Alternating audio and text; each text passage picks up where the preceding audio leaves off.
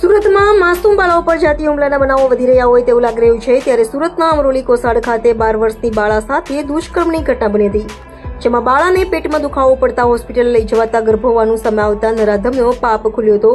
હાલ પોલીસે નરાધમને ઝડપી પાડ્યો છે।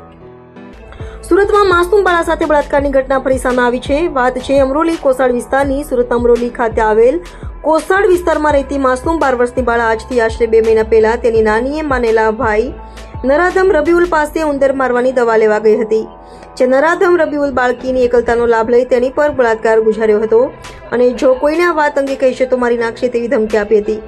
જોકે બાળાને થોડા સમય પહેલા પેટમાં દુખાવો પડ્યો હતો અને હોસ્પિટલ લઈ જવાતા બાળાને ગર્ભ હોવાનું સામે આવ્યું હતું, જેને લઈ બાળાને પૂછપરછ કરતા નરાધમ રબીઉલનો ભાંડો ફૂટ્યો હતો, જેને લઈ પરિવારે નરાધમ બળાત્કારી રબીઉલ મઝત શેખ સામે પોલીસ ફરિયાદ નોંધાવતા તાત્કાલિક અમરોલી પોલીસે તપાસ હાથ ધરી સગીરા પર બળાત્કાર ગુજારનાર નરાધમ રબીઉલ મઝત શેખને ઝડપી પાડ્યો હતો અને તેની વિરુદ્ધ કાયદેસરની કાર્યવાહી હાથ ધરી હતી।